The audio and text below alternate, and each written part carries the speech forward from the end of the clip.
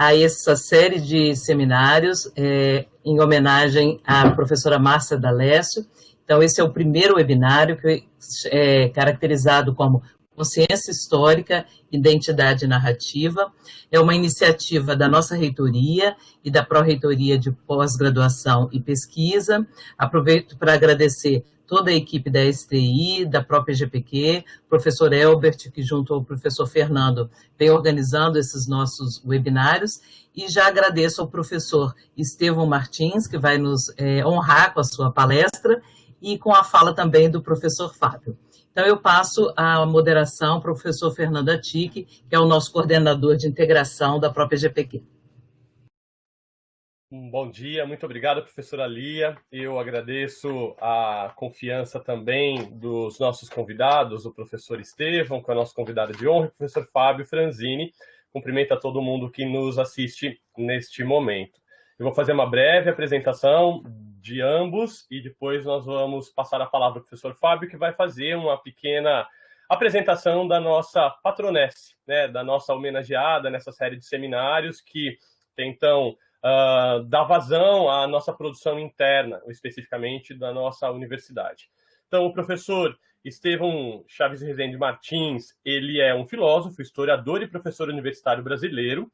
As suas principais contribuições estão relacionadas à história da filosofia, teoria e metodologia da história e história das relações internacionais, além de ser um excelente professor. Em homenagem à sua contribuição acadêmica, foi lançado em 2017 o livro Entre Filosofia, História e Relações Internacionais, escritos em homenagem a Estevão de Rezende Martins. Em contexto internacional, Estevão de Rezende Martins foi palestrante na Sociedade de Sociologia da Universidade de Graz, na Áustria, na Universidade de Bonn, na Alemanha, com a fala faça história, escreva história, ensine história, algo que para o nosso campo de atuação é fundamental. Em 2018, ele esteve também em Viena, participando da 70ª Conferência da Comissão Internacional para a História das Instituições Representativas e Parlamentares, abordando o tema Infidelidade Política e Deslealdade. Desde 77, ele atua na Universidade de Brasília, onde é professor titular do Instituto de Ciências Humanas. Ele realizou estágio de investigação em diversas instituições internacionais, como a Universidade de Bochum, a Universidade de Graz, a Universidade de Munique, assim como no Instituto de Altos Estudos em Humanidades de Essen. De 85 a 98, ele foi também consultor legislativo do Senado Federal, algo que nós soubemos que teve também parte de sua apreciação sobre a nossa possibilidade de expansão universitária enquanto Unifesp. Então, nós somos tributários também dessa genialidade do professor Estevão em referendar um processo que se colocava como necessário para a nossa antiga Escola Paulista de Medicina, hoje Unifesp. No contexto alemão, ainda assim, o professor Estevão é conselheiro da Fundação Konrad Adenauer e associado à Fundação Alexander von Humboldt. Participou do Comitê Científico Internacional que organizou a História General da América Latina, uma coleção de 9 volumes sobre história do subcontinente, patrocinada pela Unesco. Ele, em parceria com Héctor Pérez Brignoli, foi coorganizador do volume final dessa coleção, que se intitula Teoria e Metodologia em História da América Latina. De 2009 a 2015, foi presidente da Sociedade Brasileira de Teoria e História da Historiografia, onde ele teve a oportunidade de trabalhar mais proximamente da nossa homenageada, a professora Márcia D'Alessio. Ele é autor de mais de 200 publicações entre livros autorais, coletâneas, organizadas, capítulos de livro e artigos em periódicos especializados em português e alemão e outras línguas. Então, professor Estevão, é um prazer enorme tê-lo aqui. E mediando conosco esta homenagem, nós temos o querido colega de departamento, Fábio Franzini, que é graduado em História, mestre e doutor em História Social pela USP, é professor associado do Departamento de História da Universidade Federal de São Paulo, no campus Guarulhos, na nossa Escola de Filosofia, Letras e Ciências Humanas, a nossa EFELET. Ele atua, basicamente, na área de Teoria da História, tanto na graduação como em seus 2 programas, que são o Prof. História, o programa do mestrado profissional em ensino de História, e o mestrado acadêmico que nós temos na instituição. O Fábio é também responsável pelo projeto Observatório da História, junto com o professor Luiz Felipe Silvério Lima, que hoje é nosso vice-coordenador do programa acadêmico da História. Ele foi também um dos editores executivos da revista História da Historiografia, no biênio 16 a 18. e ele integra o Conselho Consultivo dessa entidade desde 2013. Ele foi também colega de área da Márcia D'Alessio, uma pessoa que agora também está promovendo uma homenagem numa outra escala, que é a preparação de um livro que ele também poderá contar. Então, para que conhecemos o nosso encontro de hoje, que inaugura a série de seminários Márcia D'Alessio, eu passo a palavra ao Fábio, para que ele leia um texto de homenagem que ficará como prefixo de todos os demais eventos que ficarão sob nossa conduta aqui nessa série de seminários. Então, professor Estevão, bem-vindo. Professor Fábio, a palavra é sua. Bom, bom dia a todas, a todos, a todes. Muitíssimo obrigado, meu querido amigo Fernando, colega de departamento, por essa apresentação. Eu cumprimento e agradeço à professora Lia, ao professor Elbert, né, aos colegas da STI que estão na retaguarda, possibilitando essa transmissão. Agradeço o convite imensamente, né? Eu achei que não fosse ficar nervoso, mas estou, porque é uma honra imensa, né, poder participar dessa homenagem à nossa querida Márcia D'Alessio, cuja perda ainda nos é muito sentida no departamento, o Fernando sabe disso, os colegas também, e uma honra assim, imensa, que eu realmente não sei como descrever, de estar junto ao professor Estevão, que é desde sempre, eu posso dizer, uma das minhas referências intelectuais maiores, uma pessoa que eu admiro há muito tempo pelo seu trabalho, pela sua atuação, e que eu tive já há um bom tempo também, e tenho a honra de conhecer, de ter relações próximas e de poder, assim, me engrandecer, né, também com o que ele faz, né? Com o que ele diz, com o que ele escreve, com a sua atuação. E eu gostaria muito também de aproveitar para enfatizar algo que o Fernando disse em sua apresentação, do professor Estevão, né? Da sua carreira docente, da sua atividade, e mencionar também o livro que foi publicado em sua homenagem, que dá bem uma ideia, né, da sua grandeza intelectual. Portanto, é mesmo um momento muito honroso para mim, muito feliz estar aqui com vocês, entre vocês, e sobretudo para ouvir o professor Estevão.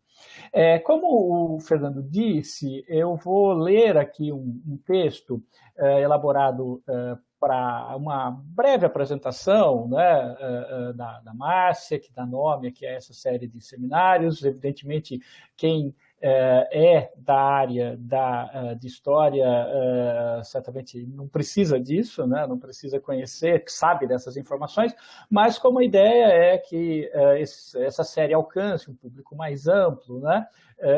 Se faz importante, inclusive também para o registro. E, junto a esse texto, eu vou colocar algumas coisas aí mais pessoais, porque, como o Fernando disse, nós fomos colegas de área, né? Entramos na Unifesp pelo mesmo concurso público, inclusive, né? Na mesma ocasião, e depois, enfim, né? Podemos falar um pouco mais sobre isso. Esse texto, também é importante dizer, foi elaborado por mim, mas não só, né? Ele contou com uma contribuição decisiva, e eu faço questão de registrar isso, de um mestrando nosso do programa de pós-graduação em História, que é o Bruno Cruz da Silva, que realiza uma pesquisa justamente sobre a Márcia, né, sob minha orientação no programa. Ele ingressou esse ano, e a sua proposta é traçar uma espécie de biografia intelectual, e particularmente da atuação da Márcia nessa sua trajetória em direção à teoria da história e a história da historiografia e seus trabalhos. Então, também agradeço, deixo aqui registrado publicamente o meu agradecimento, minha gratidão ao Bruno por ter me ajudado na elaboração desse pequeno texto que eu passo a ler agora. A série de seminários que a Pró-Reitoria de Pós-Graduação em Pesquisa hoje inaugura homenageia a historiadora Márcia Barbosa Mansor D'Alessio, ou simplesmente Márcia D'Alessio, ou ainda Marcinha, para quem teve o prazer de conhecê-la e de conviver um pouco com ela, né? Márcia foi professora do Departamento de História da Escola de Filosofia, Letras e Ciências Humanas da Unifesp, de março de 2009 a agosto de 2020, quando veio a falecer em decorrência de um câncer, contra o qual lutou bravamente ao longo de anos, sem nunca perder a força e o ânimo. Nascida em Catanduva, Paulista, Márcia graduou-se em História pela Pontifícia Universidade Católica, PUC, de São Paulo, em 1970. No início da mesma década, sua militância política contra a ditadura civil-militar instaurada pelo golpe de 1964 a levou ao exílio na França, onde, na Sorbonne, também viria a realizar seu doutorado, orientada por um dos grandes nomes da historiografia do século XX, Pierre Vilar. Tempos mais tarde, em 2014, já na Unifesp, e em um contexto político muito diferente, ela retornaria ao país para o seu pós-doutorado, desta vez realizado na École des Hautes Études em Ciências Sociais, sob a supervisão de outro historiador dos maiores, François Hartog. Após a defesa da tese, em 1980, Márcia retornou ao Brasil, atuando primeiro como pesquisadora da Fundação Padre Anchieta, ligada ao governo do Estado de São Paulo, e a partir de 1982, naquela que seria a sua carreira por excelência, a de professora. Márcia deu aulas, a partir de então, na Universidade Metodista de Piracicaba, de 1982 a 1987, na Faculdade de Filosofia, Ciências e Letras de Moema, em São Paulo, de 1985 a 1987, e, voltando à sua casa, na PUC São Paulo, de 1987 a 2009, onde, além de professora na graduação e na pós-graduação do curso de História, coordenou também o programa de pós-graduação em História. Ela teve ainda uma breve passagem pela Universidade Estadual Paulista, a Unesp, entre 1995 e 1998, em que também atuou na graduação e na pós-graduação em História. Como historiadora, autora, Márcia produziu trabalhos de destaque, como o importante livro Reflexões sobre o Saber Histórico, de 1998, que reúne entrevistas suas com Pierre Vilar, Michel Vauvel e Madeleine Reberiot, e o último artigo que publicou, intitulado Assim Também se Escrevia a História no Pós-Segunda Guerra Mundial, Reflexões sobre a Historiografia de Pierre Vilar, artigo publicado na revista Varia História em 2019. Eu estou citando aqui apenas 2 trabalhos de uma vasta produção, né, que se inicia ainda na década de 1980, se não antes, e vem até, né, os últimos anos. Márcia também participou, intensamente dos eventos acadêmicos de historiografia brasileira e internacional, assim como se integrou a diferentes órgãos representativos da área, notadamente a Associação Nacional de História, ANPU. Na seção São Paulo, da ANPU em particular, Márcia foi membro da diretoria e do Conselho Consultivo em diferentes momentos ao longo das décadas de 1980, 1990 e 2000, sempre atuando em defesa dos interesses dos historiadores e do bem público. Mais recentemente, Fernando mencionou a Sociedade Brasileira de Teoria e História da Historiografia, Márcia também se integrou a ela, da qual foi membro do Conselho Científico e do Conselho Editorial.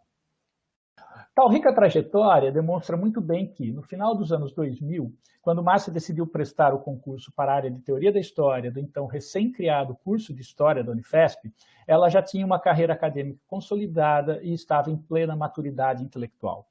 Era reconhecida como um nome de brilho da historiografia brasileira e muito querida pelos colegas de profissão e pelos incontáveis alunos e alunas que formou. Aspecto esse que, vale observar, látis nenhum alcança.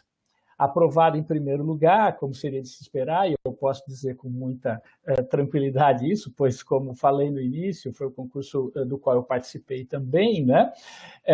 Aliás, eu saio aqui do texto para fazer esse registro. Márcia, me lembro perfeitamente, né? Todos os que prestamos aquele concurso, era um número razoável de candidatos, ainda não seria o que os concursos atuais, que tem 40, 50, 60 candidatos, cerca de 20 e poucos, né? Todos estávamos, evidentemente, muito temerosos e certos, enfim, de que uma vaga, pelo menos, estava preenchida e que era a vaga dela, da Márcia, por tudo que ela já representava e trazia consigo. Mas o que eu quero registrar aqui é que, em momento algum, ela se portou durante os 3 dias de concurso como se fosse, aspas, dona daquela vaga. Muito pelo contrário, né? E essa é a minha lembrança mais nítida daqueles dias de concurso, é ver aquela pessoa incrível, né? Fisicamente pequena, mas intelectualmente gigante, chegar todos os dias, sentando todo mundo com um sorriso, sentando-se na sua carteira no fundo da sala e lendo para as provas que começariam, né, na sequência. Eu não a conhecia pessoalmente, né, mas conheci de leituras, já percebi ali que ela era, de fato, uma pessoa diferente, uma pessoa ímpar, uma pessoa que, enfim, independentemente, né, da minha aprovação ou não, o departamento, a Unifesp, ganharia muito com a sua entrada. E foi o que, de fato, aconteceu. Depois, né, no departamento, tendo a oportunidade de trabalhar com ela um pouco mais proximamente, pude ver que ela era isso e muito mais. Mas, voltando ao texto, né, aprovada, portanto, em primeiro lugar, a Márcia trouxe para a Unifesp toda a experiência, seu conhecimento, suas inquietações intelectuais e preocupações pessoais com os rumos do país e do mundo. E, sobretudo, a sua paixão por pensar a história e a realidade e ensinar e aprender a partir disso. Numa palavra, Márcia era exatamente isso, apaixonada, com tudo o que essa palavra implica pelo que ela fazia. E foi na Unifesp, como ela mesma dizia, e muitos de seus amigos, amigas, alunas, alunos repetem, que ela encontrou o lugar no qual ela mais projetou essa paixão e o lugar com o qual ela mais se identificava. Nada mais justo assim que ela mereça essa homenagem da nossa universidade com o ciclo que ora se inicia. Muitíssimo obrigado pela oportunidade de estar aqui, muitíssimo obrigado pela oportunidade de poder preparar esse texto e lê-lo aqui para vocês. Obrigado. Obrigado a você, Fábio. É uma evocação muito bonita, né, da presença da Márcia entre nós, embora uma perda muito pesada também. Então eu passo a palavra ao professor Estevão para suas considerações sobre a Márcia e logo em seguida para o início da sua própria palestra.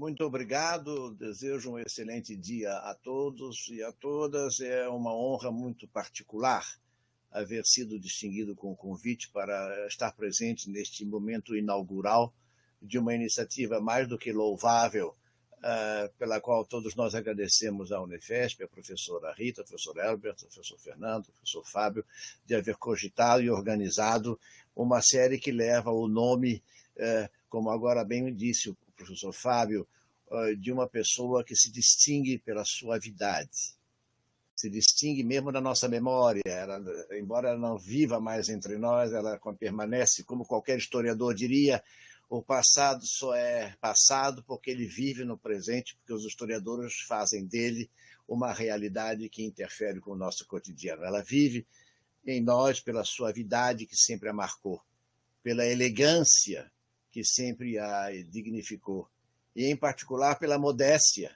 de que ela jamais se afastou ao longo de todo o tempo e em todas as ocasiões com que se encontrou alguém com ela. A convivência com a Márcia era não apenas uma fonte de aprendizagem, a gente encontrava assuntos para conversar que poderiam varar a noite, embora ninguém aguentasse mais, sobretudo agora aqui na minha idade, isso já é uma aventura temerária, não é? Mas era uma conversa que fluía, como com tantas outras pessoas que têm essa marca altaneira de uma pessoa de qualidade, como dizem os franceses que a Márcia tanto apreciava, une personne de qualité. É alguém que tem em si as qualidades que todos nós gostaríamos de ter em nós. E por isso nós as admiramos com um sorriso alegre. E a memória não é triste, a memória sente simplesmente falta pela lacuna que ficou. Mas ela é uma pessoa que nos envolvia com a sua amabilidade e ajudava imensamente com o seu... sobretudo para uma pessoa que teve experiências muito duras e muito tristes da vida, nunca foi uma pessoa levada pelo amargor, nunca foi uma pessoa que passava seu tempo a ruminar as tristezas do passado. Ela sempre tinha um olhar atento, como uma pequena corujinha que prestava imensa atenção no que você dizia e depois fazia um sorriso discreto, dizendo, eu acho que eu entendi. E isso sempre me deu muito prazer, e eu me recordo numa reunião que houve das coordenações de pós-graduação em História aqui em Brasília. Ela era a coordenadora na PUC de São Paulo, e a gente via aquela tampinha em meio a tantas pessoas mais altas do que ela, não é? Sempre presente nas conversas das mais interessantes. Então é sempre uma grande alegria poder prestar homenagem a ela, embora nós não nos vamos estender indefinidamente nos encômios biográficos, mas nós sabemos que muitos dos que nos ouvem, e que quem sabe não tenham podido privar com uma pessoa tal como a professora Márcia D'Alessio, saibam que ela, como muitos outros, mas em particular ela, a quem se dirigem agora as nossas homenagens, marcam um exemplo heróico de que pensar cientificamente é um bem social, pesquisar historicamente é um bem identitário e intervir na sociedade para abrir as perspectivas de futuro e as garantir é uma responsabilidade dela como de todos nós.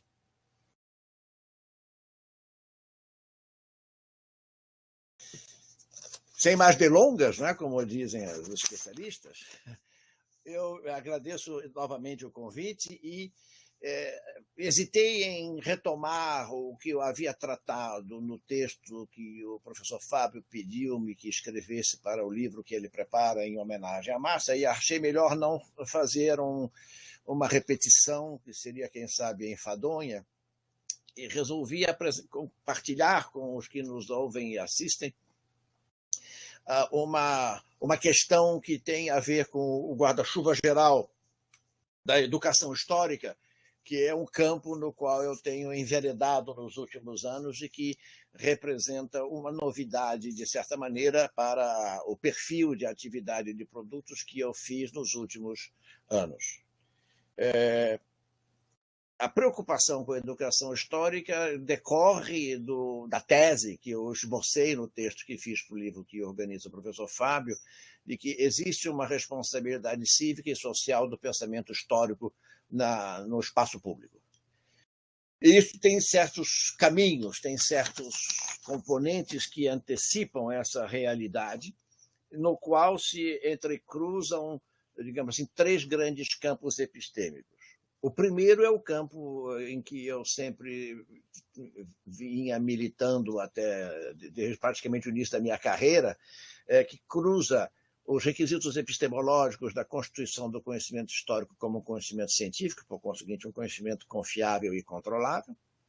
Segundo, o aspecto metódico, ou seja, o conhecimento numa pesquisa científica, seja ela histórica ou não, necessita de ter um contrato de cláusulas a ser assinado, entre aspas, por todos os seus participantes, de modo a que o resultado possa ser acompanhado em sua gênese e em seu desenvolvimento ao longo do trabalho de constituição do argumento.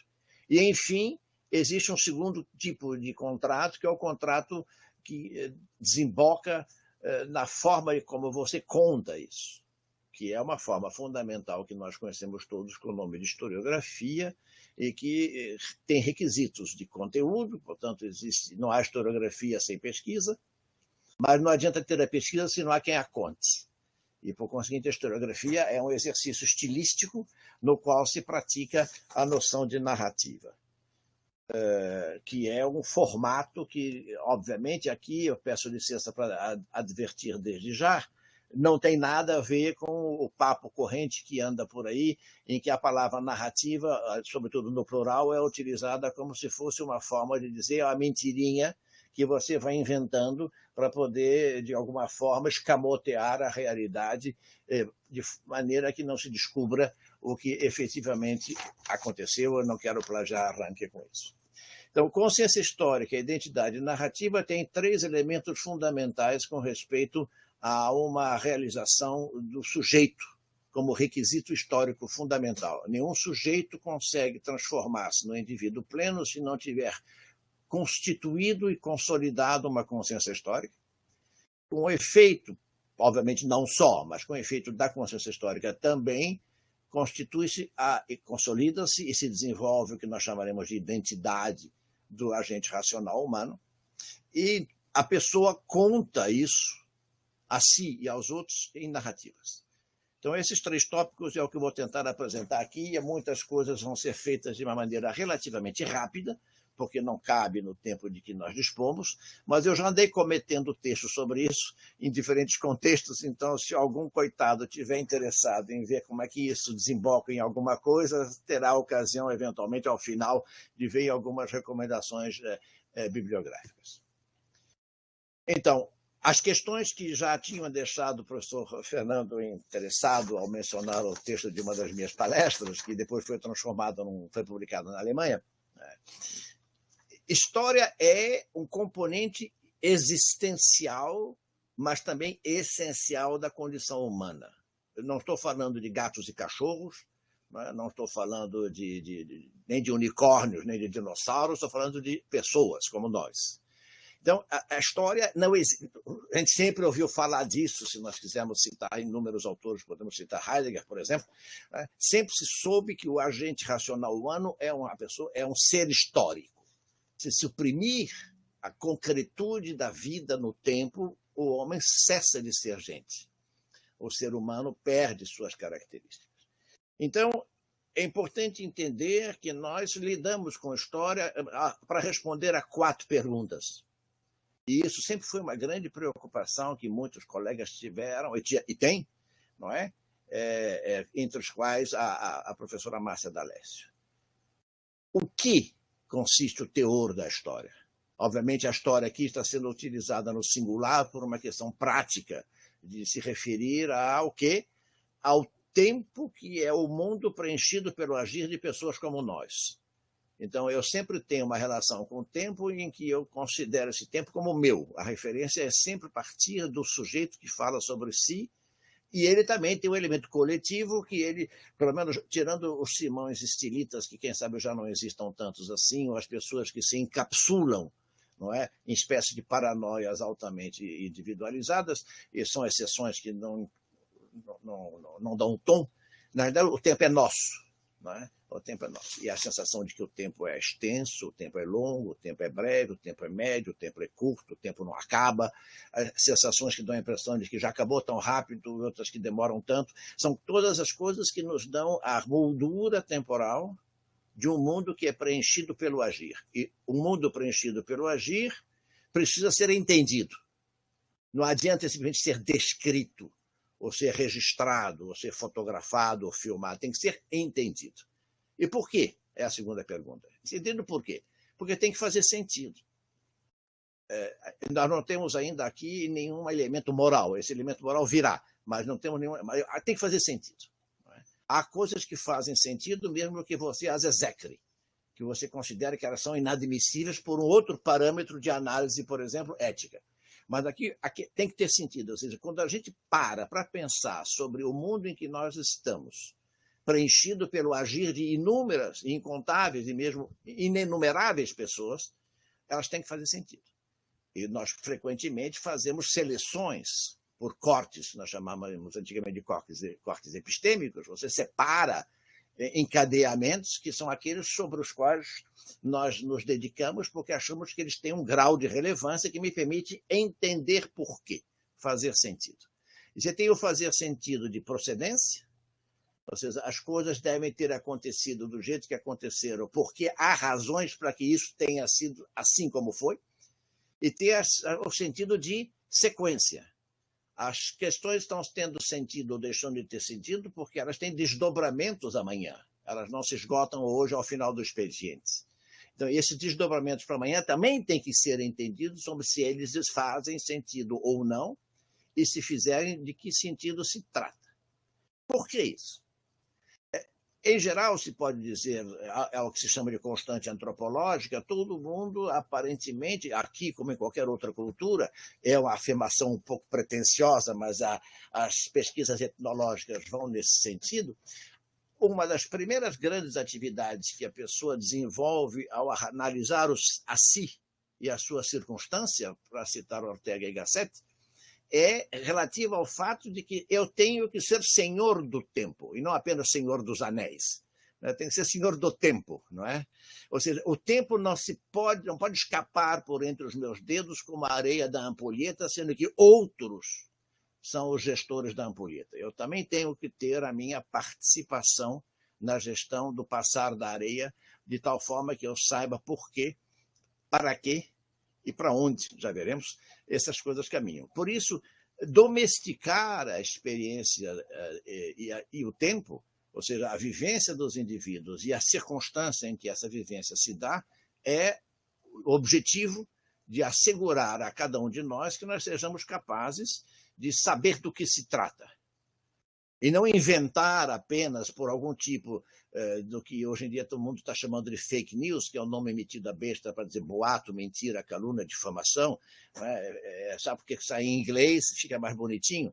Não fica pior. Fica pior porque todo mundo naturalizou. Até o plural de fake news está virando uso no Brasil em singular. Mas vamos deixar isso de lado. Então, você tem que saber que o tempo tem características que escapam a nós, sobretudo quando estão no passado, porque você não vive o passado da mesma maneira que você vive o presente. Em tempos como os que nós estamos vivendo hoje, que não são fáceis no Brasil, aliás, em outros lugares do mundo tampouco, mas no Brasil tem um grau de gravidade que impressiona pela rispidez da experiência, a história tem uma missão pública de ajudar a compreender o mecanismo de domesticação da experiência dos indivíduos no tempo, para que eles estejam instrumentados para entender, explicar, interpretar, argumentar e, eventualmente, sair dessa. E para que isso é importante? Isso é para quem? É para cada um de nós. Não é simplesmente dar aula para o vizinho, ou dar aula para uma turma que estaria longe, distante, porque ela está do outro lado de uma espécie de trincheira da hierarquia social. Não.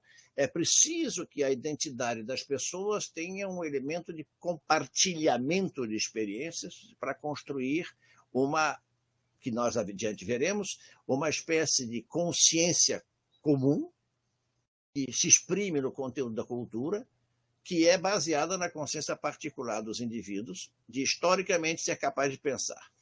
Com isso, o sujeito ganha a expectativa de ser mais ou menos dono da bola. Bom, não quer dizer que isso seja garantido, mas a gente finge que é, pro forma. Eu vou citar dois historiadores importantes, um é um francês, né, que num texto que é o prefácio da História da França, em 1869, Michelet é o homem que vive sobre praticamente, digamos assim, um breve século XIX, numa época em que muitos lugares do mundo, inclusive o Brasil, mas sob outras condições, estão à busca de saber quem são.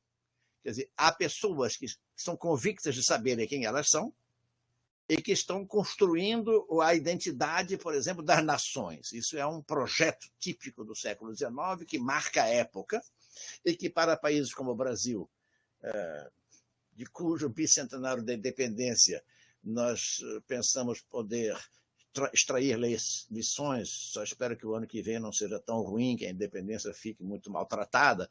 É preciso entender o que Michelet fala, nós somos gente de carne e osso. Então, quando nós pensamos, interpretamos, buscamos o sentido, achamos que pesquisando conseguimos estabelecer a descrição para poder apreender o conteúdo das coisas e poder explicar por que elas se deram assim ou assado e por que elas repercutem hoje, embora tenham suas raízes ontem, Michelet chama isso de a vida histórica. A vida histórica. A vida histórica é uma marca, não é verdade, em que concretamente as pessoas existem. Eu não falo de seres abstratos, eu não trabalho com essências metafísicas desencarnadas. Eu posso até fazer uma obra de ficção extremamente parecida com elementos, por exemplo, da história medieval europeia e ficar multimilionário com Game of Thrones. Mas a pessoa tem que saber que isso faz parte da vida literária, e, por conseguinte, nesse aspecto da vida histórica, mas o livro, a série, o que for, não são a vida histórica de pessoas reais.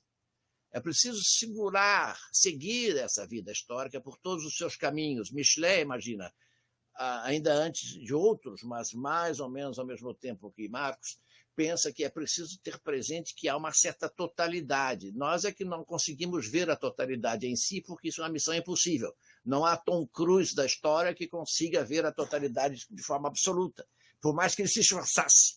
Na realidade, é saber que o que nós podemos estudar na faceta do poliedro do todo é parte de um poliedro, é de um todo que é muito maior. E isso não pode ser esquecido, mesmo que eu seja incapaz de descrever, até morreria antes de fazer uma pequena parcela da descrição. Então, é preciso entender que há os elementos, há um jogo, há uma ação recíproca de forças tão diversas, a política, a economia, a sociedade, a cultura, a língua, os costumes, o gênero. São variáveis cuja lista também não é uma lista fechada, que precisa ter presente. Obviamente, nenhum de nós estuda, como eu acabo de dizer, tudo. mas a razão pela qual nós fazemos um corte e preferimos tal faceta, tal abordagem ou tal ângulo, decorre do fato de que nós temos uma preocupação marcante por, digamos, explicar que a tal faceta que eu proponho é uma faceta fundamental. Se eu estudo o tráfego negreiro no Atlântico Sul, é que o fato de ser no Atlântico Sul deve ter uma variável de importância que o distingue do tráfico negreiro para as Caraíbas ou tráfico negreiro para as colônias americanas. E isso tudo tem suas razões de ser. Então, a ação recíproca dessas forças, já Michelet dizia, na época em que a história estava engatinhando para fixar a sua cientificidade argumentativa, é preciso ter isso presente. Há importâncias a serem ponderadas e explicadas para o leitor. Eu me recordo que sempre dizia, quando alunos me perguntavam, não precisa fazer um capítulo teórico para a sua dissertação, para a sua tese. Porque houve uma época em que isso era moda. Se não tivesse um primeiro capítulo teórico, sua tese não seria sequer lida.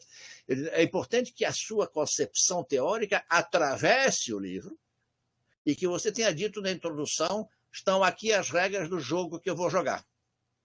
E há casos famosos em que isso é magistral na exposição, o livro do Jobson, ou do Falcon, né, ou do Carlos Guilherme Mota, né, o Caio Navarro de Torredo, são de uma época em que não havia forçosamente um capítulo à parte, mas a introdução dava a você a moldura da ação recíproca das forças que estavam sendo analisadas para você, por exemplo, lidar com a noção de transição, né, e no sistema colonial.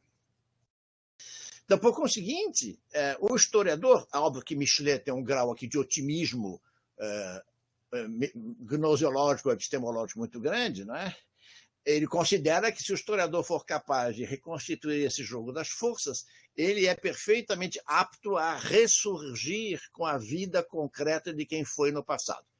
Nós sabemos que talvez isso em meados do século XIX fosse um objetivo animador, mas na prática nós sabemos que isso não é assim tão óbvio. Também qualquer historiador sabe que o anacronismo é o pecado original de qualquer relação cronométrica.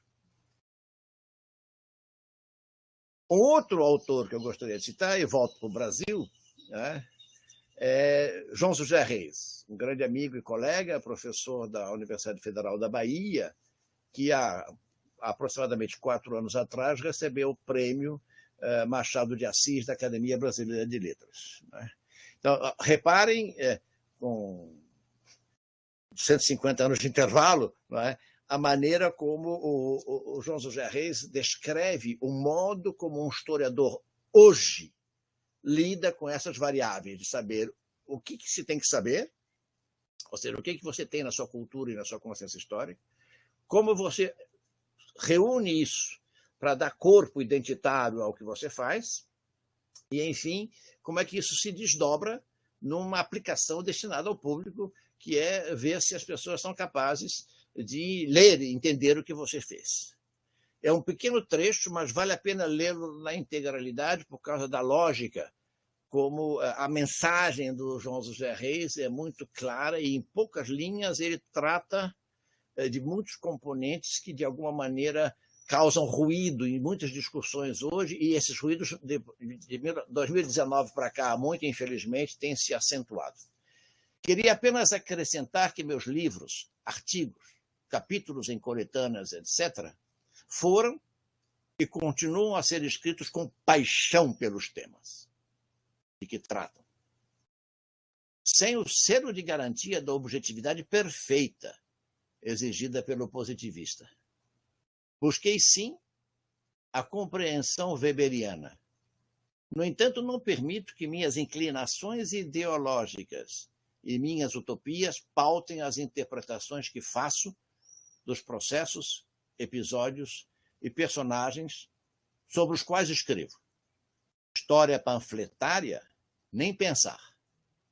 Me curvo às evidências que brotam dos arquivos, e elas não cessam de surpreender com um universo muito mais complexo do que caberia numa explanação fácil e, porventura, maniqueísta, que divida o mundo entre o herói e o bandido.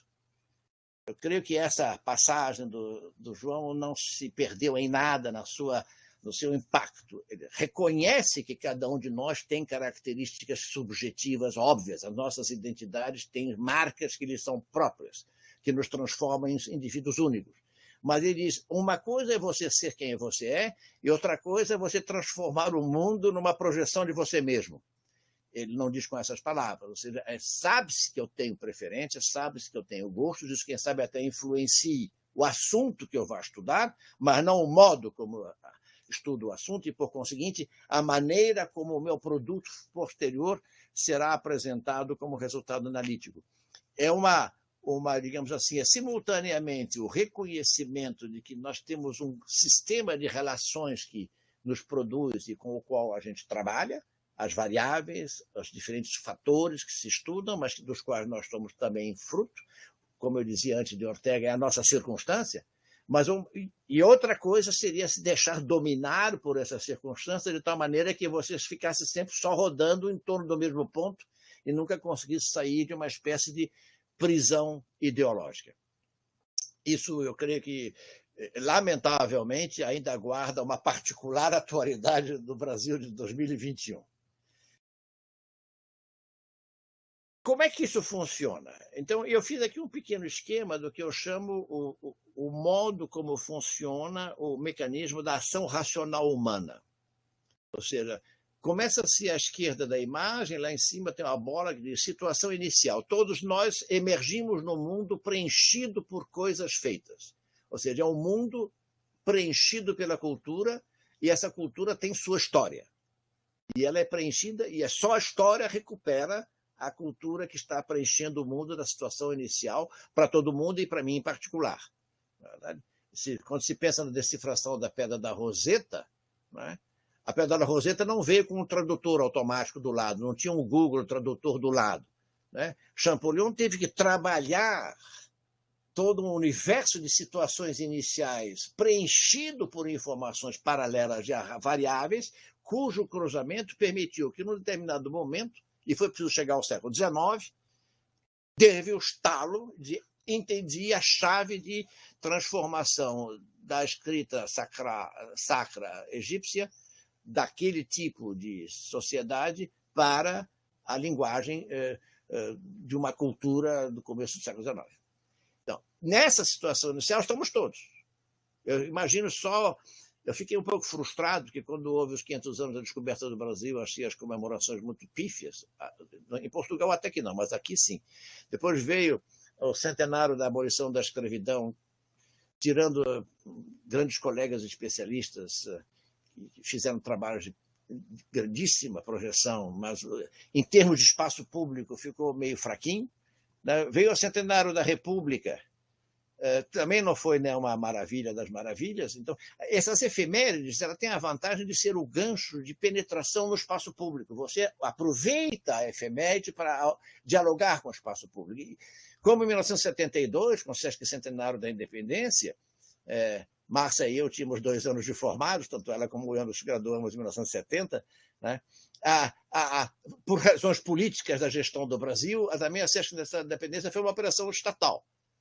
O resto também foi mais ou menos estatal, e eu creio que o ano que vem vai ser uma operação lamentável. Mas, enfim, vamos deixar de lado, o assunto não é o que eu vou tratar agora. Espero que a AMPU e as outras entidades representativas se apropriem, eu tenho já há algum tempo falado, tem que se apropriar desses passos para ver a situação inicial, o pretexto da independência, sabendo o que se pode aprender disso 200 anos depois. Então, o agente racional humano, né, ele tem, se você vê, é cada um de nós. Né? O que interessa aqui é o elemento da racionalidade, ou seja, não o elemento animalesco, é a racionalidade. Ou seja, existe uma racionalidade de meios e fins, de objetivos e de explicações que move o sujeito a fazer coisas. E é isso que você tem que entender por que o sujeito fez ou deixou de fazer. Né? Que pode explicar a história militar, pode explicar a história econômica, a história política, a história social, a história de gênero, a história privada, a história pública, a história transversal, a história global. Tem que saber quais são as coisas que envolveram as catapultas de fazer. Eu digo, tome muito cuidado com a história contrafactual e com a história invertida. Como é que teria sido se não tivesse sido como foi? Eu disse, não sei. Qualquer coisa, qualquer coisa. Se você não sabe como poderia ter sido do jeito que foi, eu só posso estudar o que sobrou para me dizer o que foi. Não adianta ficar especulando.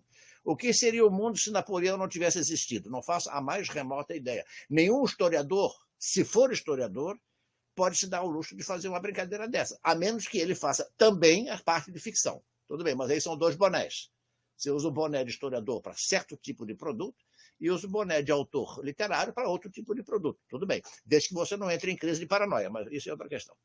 Então, essas intenções sofrem influências, elas constatam, se olhar na linha de baixo, do espaço em que você se encontra. Né? Você está sossegado na sua casa, lendo alguma coisa, preparando um artigo, e alguém liga para você e pergunta: você pode falar em homenagem a Márcia D'Alessio no dia 17 de setembro? Pois é, influenciou as minhas intenções. Eu digamos assim, incorporei e passei para a ação. Ou seja, o agente faz alguma coisa em função desse jogo de interação entre ele, suas intenções e o mundo em que ele se encontra. E isso vai se repetindo indefinidamente. Indefinidamente. Assim é, só que no presente, até mesmo você conseguiria ter uma memória razoavelmente anotada, não é? Agendas, anota tudo, se não esqueço. Né? Mas se você recuar 50, 100, 200 anos, você depende de quem achou que tivesse sido importante registrar isso ou não registrar aquilo. E esses critérios, essas variáveis diferentes, contribuem para o que sobra ficar presente na aquisição de conhecimento na consciência e na cultura histórica. Então, esse modo repetitivo é interessante porque se os indivíduos não se sentirem informados e motivados para fazer alguma coisa, ou seja, têm conhecimento e têm intenções, eles não fazem, simplesmente ficam fora. Né?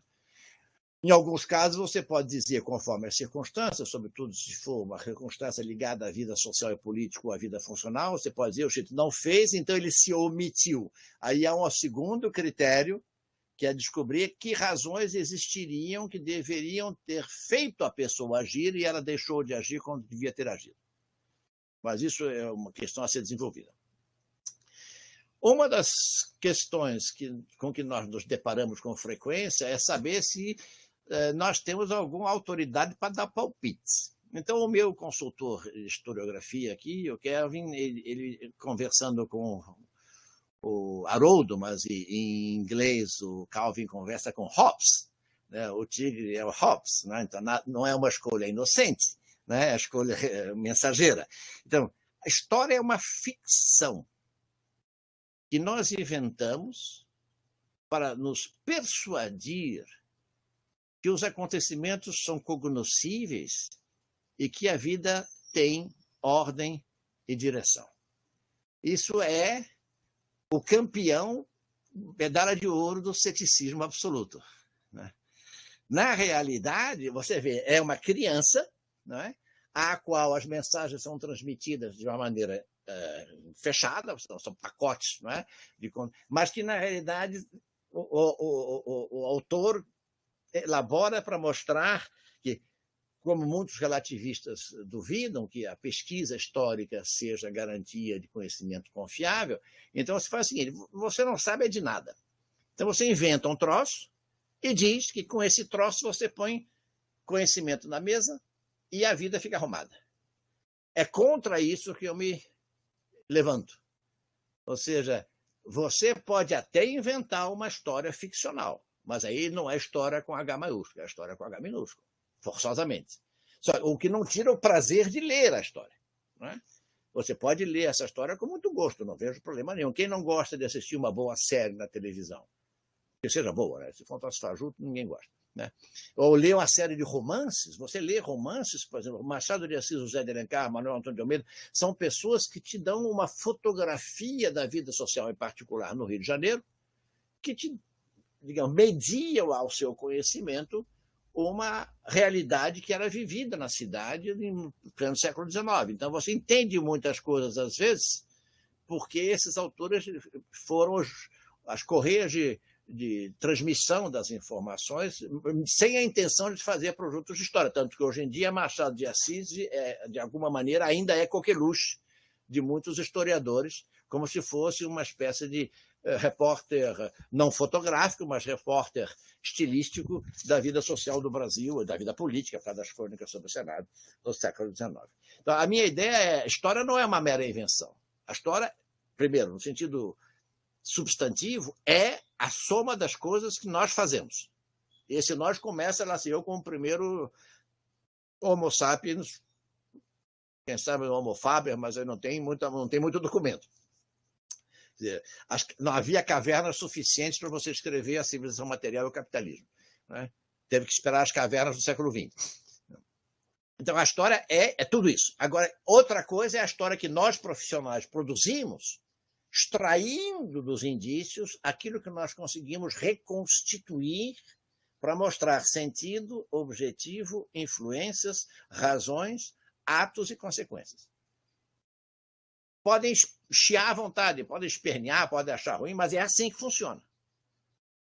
E muitas vezes o historiador é chamado a colocar certos pingos nos is para mostrar que história não é ficção.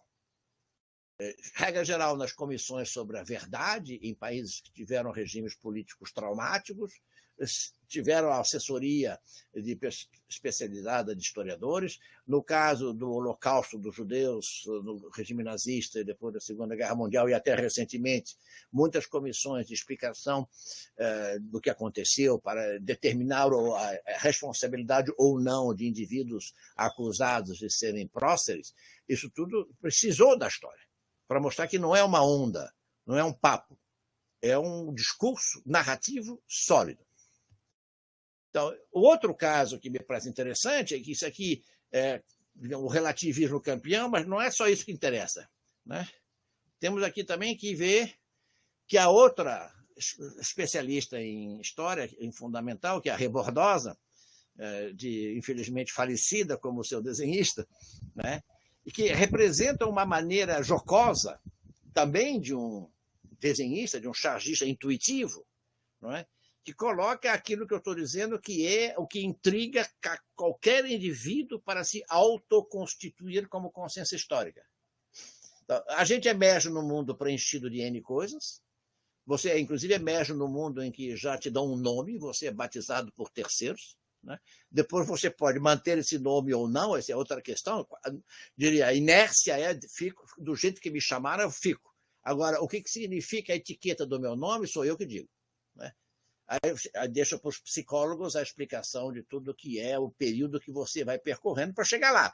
Mas que tem um momento que você diz assim, não, eu sou eu e mais ninguém. Bom, ótimo, até aí morreu o Neves. Então, o que diz a Rebordosa? E eu acho que é uma situação, é uma ideia muito interessante, porque um pouco como faz Laerte atualmente, são questões muito... pegam a questão exatamente no ponto em que o calo dói, né? Então, sou um zumbi. Então, enquanto você não tem consciência, você é um morto-vivo que vive no vácuo virtual.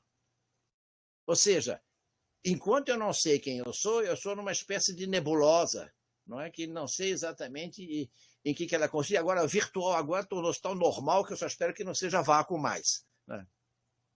Arrastando, olha só a memória histórica em termos da cultura e de legado da tradição, arrastando um baú de memórias desfocadas, ou seja, coisas de que eu tomo conhecimento porque me são ditas, ou das quais eu vejo algum indício, ouço alguma fala, ou assisto a algum programa. Então sabe que é um baú, e eu acho a imagem interessante, o baú até parece sempre uma mala antiga, não é? Memória significa coisas lembradas por terceiros, mas estão fora de foco, porque não sou eu ainda que as domino, não sou eu que controlo essa experiência. E aí vem a palavra mágica, histórias, o plural está correto, das quais não tenho a mínima certeza. E eu acho que isso é um convite interessante, porque de um jeito ou de outro, a expectativa de produção do conhecimento histórico é gerar uma certeza possível. Não é uma certeza definitiva, não é uma certeza absoluta, não é uma certeza monolítica, não é uma certeza inamovível, mas é uma certeza possível a cada momento da circunstância em que nós nos encontramos. Então, é preciso sair dessa situação, ou seja, não desejo a ninguém descobrir em si uma vocação permanente de rebordosa. Mas eu acho que a imagem do Ângeli foi de uma forma, foi em cima do que precisava ser dito.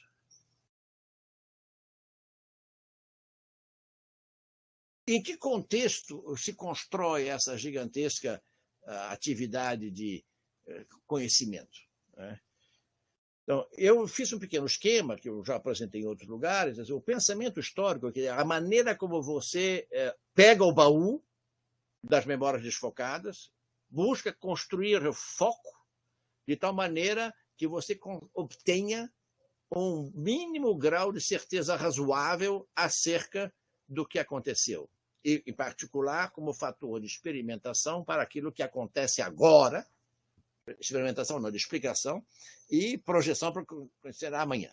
Então, o baú das memórias desfocadas, embora não seja, a expressão é de uma caricatura, é de uma charge, né? É o que eu chamei esse oval maior, que é a cultura histórica. Ou seja, é o mundo preenchido pela ação. Dentro dessa cultura histórica, todos nós temos uma experiência, que é a experiência do cotidiano. Essa experiência do cotidiano gera pensamento, e esse pensamento, quando ele projeta o encadeamento dos acontecimentos no tempo, gera o que nós chamamos de pensamento histórico. Ou seja, você encadeia o ontem, o hoje e o amanhã, porque essa é uma grade temporal cronométrica variável, ou seja, existe um pensador suíço muito importante, de que eu sou grande admirador, chamado Josef Pieper.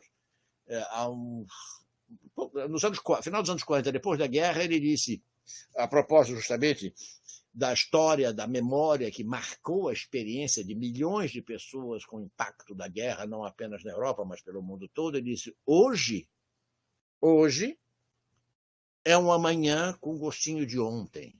Então, essa reflexão assim, é sempre o dia de hoje, dia 17, será o amanhã de ontem, mas como ele é a véspera de 18, ele já tem um gostinho de véspera que amanhã já terá passado. Então, o pensamento histórico articula tudo isso, procura montar uma rede fatorial de controle dessas sequências, não segue a tentação rumiana de dizer só porque veio depois, aconteceu também porque o que estava antes era obrigatoriamente causal. Não, a sequência é o fato de que a medida temporal precede, ocorre e sucede. E tudo isso se deposita na consciência histórica. A consciência histórica do indivíduo tem um elemento meramente formal, ou seja, ele sabe que ele é um ser histórico, mas não é um elemento enciclopédico, ele não sabe de tudo. Ele não sabe de tudo. Então, ele precisa de dois elementos de refúgio para poder alimentar o seu conhecimento e, eventualmente, consolidá-lo. O mais antigo, digamos assim, que começa primeiro, é o ensino de história no sistema escolar, que é onde boa parte das pessoas tem o primeiro contato com uma reflexão histórica sistematizada, com conteúdos, objetivos, metas e tudo mais devidamente estipulados. E, do outro lado, você tem a historiografia, que é uma estante de informação, como todos nós temos bonitinho atrás de nós, né? Para dizer, olha, tem coisas que, obviamente, eu não conheço tudo de tudo, então eu tenho que pedir socorro aos universitários, né? E isso leva a essa consequência. Então, essa articulação que eu aqui apresentei nesse formato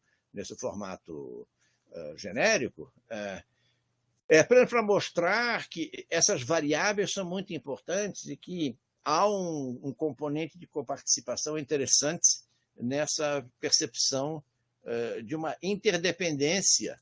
Quer dizer, não há ruptura, embora a gente sempre fale muito em permanência, em mudança, eventualmente fala-se de ruptura institucional, de ruptura econômica, mas na realidade jamais há uma ruptura absoluta, a maneira como Rousseau imaginava que se poderia ter havido na origem dos sujeitos humanos antes que a sociedade degenerasse, momento zero.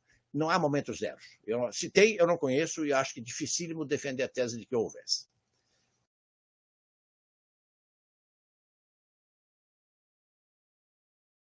Vamos ver. Acho que foi demais. Aqui. Então, utilizando aquele esquema, agora em 3 formatos simplesmente mais simples, utilizando apenas a referência à história. Ou seja, tudo é histórico, de alguma maneira, para citar Paulo Verne, não é?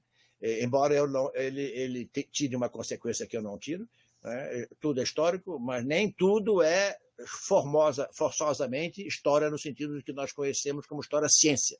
Ou seja, a história pesquisada, a história controlada, a história testada, a história verificada, a história relativizada, corrigida, substituída, essa a gente encontra na história da historiografia.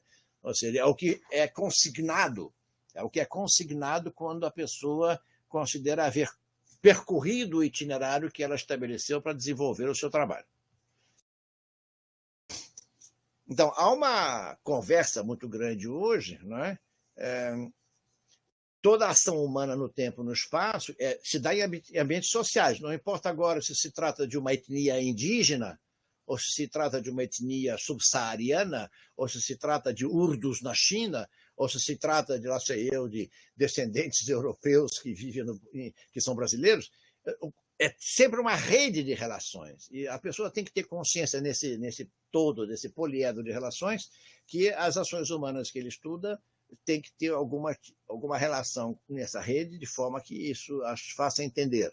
Ou seja, que eu consiga localizá-las, por conseguinte, aprendê-las e descrevê-las, que eu consiga entendê-las, ou seja, saber o que faz, o que, onde, quando, e com isso interpretá-las. Em seguida, explicar por que aconteceu assim e não de outra forma. Eventualmente, há documentos que permitem dizer, houve, por exemplo, quem tivesse aconselhado a Wellington a dirigir a Marinha Britânica de outra maneira do que fez, mas, na realidade, ele decidiu fazer de tal forma que Trafalgar fosse uma vitória. Isso tudo pode ser estudado e mostrar, eu consegui descobrir que as razões de Wellington terão sido tais. Não necessariamente isso garante que Wellington tenha dito isso com todas as letras, mas às vezes sim, às vezes não. Então as pessoas têm que ter argumentos para mostrar que isso é altamente viável, que tenha sido assim. Todas essas reflexões valem com respeito, por exemplo, aos mecanismos da abolição da escravidão no Brasil, não é? O quanto tiveram os abolicionistas como influência no processo, porque se foi mais tarde, se foi mais cedo, por que demorou, por que não demorou, quais eram as forças dos grupos de pressão que seguravam ou impulsionavam o sistema de decisão, e assim sucessivamente. Essa rede, Paulo Verne chama de enredo, e o nosso colega da Federal de Minas, Ivan Domingues, chama de trama. Não é? Em ambos os casos, a analogia com o mundo literário é óbvia, mas eu não vejo problema nenhum. É um enredo e é uma trama, mas só que nós as estudamos a posteriori, e não as estudamos como se fosse uma espécie de cenas dos próximos capítulos que alimentasse a novela para o capítulo que ainda virá mais tarde. Então, essa rede com que nós lidamos é um pouco como se fosse uma tarrafa. Você joga a tarrafa da pesquisa no passado e você volta. A tarrafa, evidentemente, está amarradinha do jeito do assunto, do objetivo, do período, da matéria que você quer estudar, porque você que é o autor da tarrafa, você a joga e a tarrafa volta com o material pesquisado. Cabe ainda à pessoa a organizar os fatores, articular as variáveis, construir o edifício de circunstâncias, mostrar se eles formam um todo entre o passado, o presente e o futuro, para saber se isso faz sentido para o leitor, ou para o ouvinte, ou para lá quem for, nesse momento em que ele está trabalhando. Então, de tal forma que o sujeito diga, sou eu que fui buscar o assunto, eu montei a metodologia da tarrafa, eu capturei esses dados, mas tudo isso que eu estou lhes explicando faz sentido, e aí explica o sentido da historiografia. Então, tudo isso desemboca num processo grande, longo e complexo que hoje em dia chama-se de educação histórica. Que a educação histórica não é apenas o ensino de história no sistema escolar, a educação histórica implica um universo de dependências que começa no núcleo familiar ou no núcleo social inicial em que a criança está vivendo, em que ela é, digamos assim, entre aspas, bombardeada de informações que são simplesmente dadas, ou comentadas, ou faladas, e aquilo vai entrando, não há nenhum filtro especial, exceto o filtro dos respectivos falantes, que falam, por exemplo, para quem estuda a imigração, testemunha dos avós, dos imigrados de origem, os comentários que fazem, a história oral trabalhou imensamente sobre isso, são falas informativas unilaterais. No início, elas, digamos assim, se derramam sobre as pessoas nesse espaço social inicial do início da evolução psicológica das crianças. Obviamente, isso continua sendo, só que à medida que a pessoa vai evoluindo, ela vai adquirindo critérios próprios, porque a sua consciência, o seu pensamento e a sua identidade vão se consolidando. De longe, Cícero continua tendo razão. Não é que a história se tornasse uma espécie de bedel da humanidade, mas o discurso narrativo histórico nas falas sociais de qualquer meio, de alguma maneira, tem um efeito magistral. Eles indicam como a experiência do passado ficou na memória, na consciência e na cultura dos falantes, e o como dessa experiência do passado memorizada está sendo lembrada, porque ela está sendo dita, contada de novo, e ela acarreta uma, digamos assim, uma expectativa de conformidade por parte dos ouvintes. Para lembrar Koselleck, né, você tem não só o espaço da experiência, que foi onde as coisas aconteceram, mas esse espaço da experiência é conectado com um horizonte de expectativa. Por exemplo, a história é alguma coisa na qual se conta coisas que se gostaria que continuassem sendo feitas ou que se gostaria que fossem evitadas. Para citar dois exemplos muito banais. De alguma maneira, eu inverto o aforismo de Cícero no De Oratore e falo: a vida é a mestra da história. Ou seja, não há história sem vida. Por conseguinte, do ponto de vista lógico, a história não veio primeiro. Primeiro veio a vida. Mesmo que nós hoje não tenhamos como dizer qual foi o momento zero em que o primeiro vivente começou a registrar memorialmente as informações que ele gostou e que ele considerava, seja para fazer, seja para evitar, necessário lembrar para que os que viessem depois, sejam próximos imediatos, sejam mais remotamente próximos, não caíssem na esparrelha de se perder no universo dessas grandes confusões que invadem a vida de todo mundo, sobretudo nas sociedades complexas, que são sociedades, no nosso caso, modernas, industriais e, de alguma maneira, impessoais. Isso faz com que a história, ou seja, agora a história formal, a história científica, a história sustentada, ela seja um ductus, ela é um elemento que ajuda a guiar. O lema de São Paulo, que é non ducor, duco, eu não sou conduzido, eu conduzo, é um pouco também a maneira de você exprimir que há uma história, não é, que os que decidiram dar este lema à província, depois à cidade e ao Estado, é, na realidade, uma forma de dizer: nós temos experiência suficiente para saber qual é o bom caminho. Nós podemos discutir sempre moralmente qual é a razão do bom, mas a ideia do indivíduo é de trabalhar com essa ideia. Ou seja, a educação ela vai não apenas se reduzir a dar aulas de história num estabelecimento escolar, que tem também os seus complexos condicionantes, como parâmetros, diretrizes, livros didáticos, sabe-se lá mais o quê, mas é também um elemento permanente de educação da consciência histórica dos indivíduos, mesmo que eles já estejam velhinhos como eu. O historiador, por conseguinte, ele é, não vou dizer que ele é um líder também, porque a palavra é um pouco pretensiosa, eu acho que ela não caberia dizer assim, ele é o mediador reflexivo entre o ontem e o hoje. Ou seja, o historiador ele junta um feixe de informações refletidas de ontem e fornece esse feixe refletido ao usuário de hoje. Né?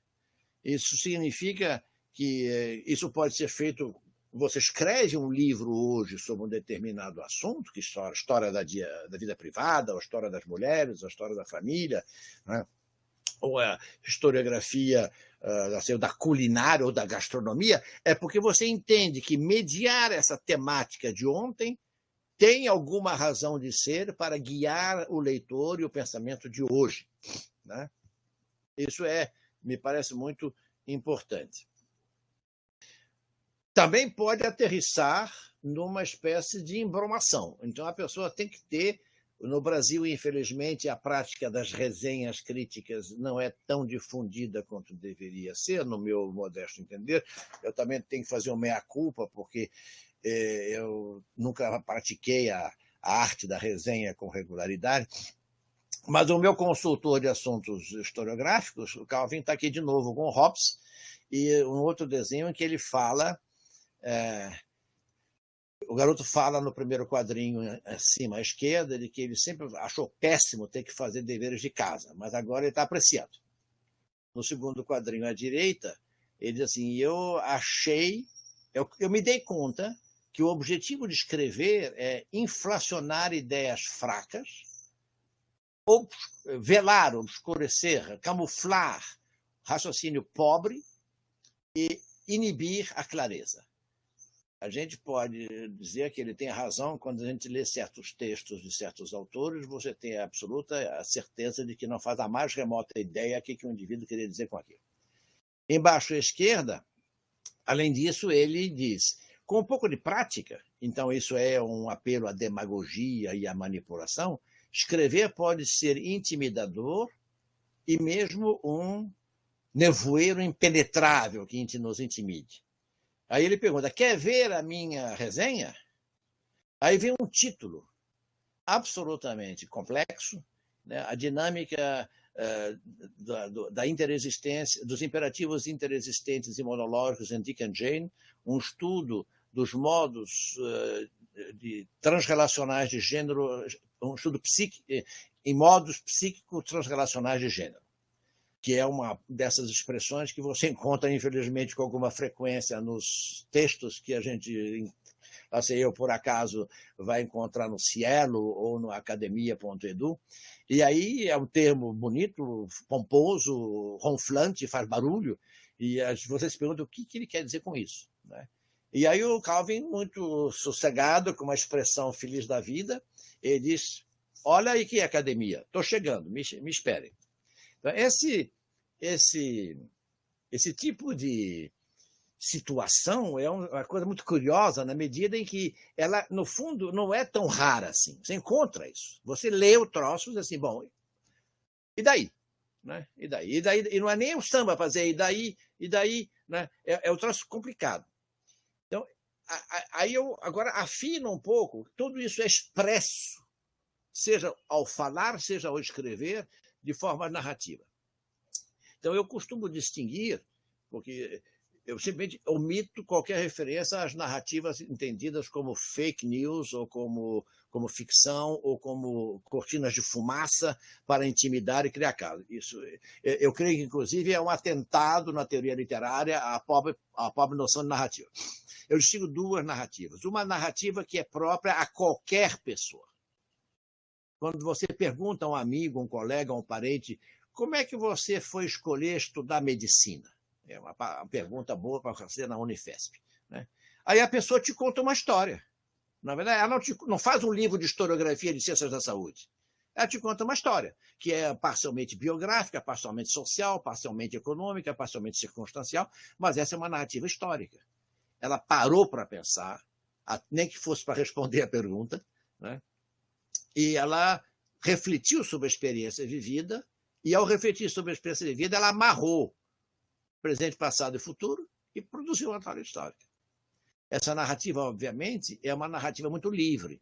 Ela não está submetida às cláusulas contratuais metódicas a que me referi no início, e que conduzem a pessoa a entender que a narrativa historiográfica ela é também uma narrativa discursiva, por conseguinte, ela tem um estilo literário escrito, mas ela é submetida a um controle contratual de cláusulas de confiabilidade, que qualquer pessoa formada na área tem que respeitar de forma a ser acatada pelos seus colegas de área. É uma espécie de contrato social que decorre do racionalismo científico metódico moderno, que engatinha no século XVII, tem seus precursores, e vai caminhando até chegar hoje a um padrão, que é um padrão aceito por sua taxa de sucesso.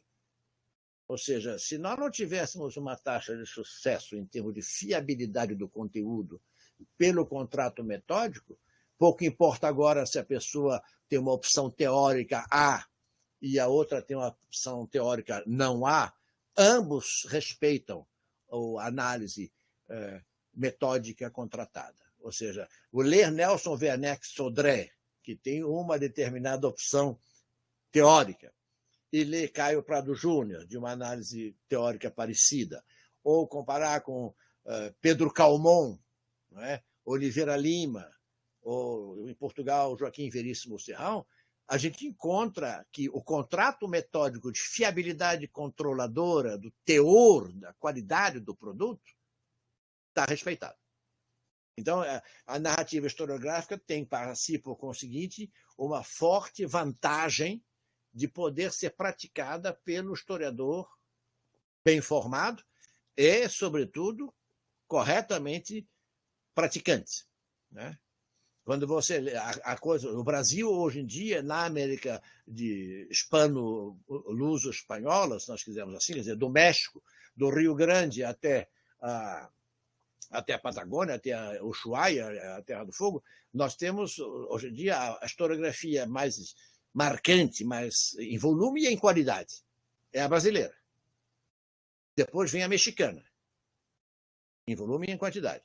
Depois, a Argentina perdeu muito da sua postura anterior, mas por razões circunstanciais.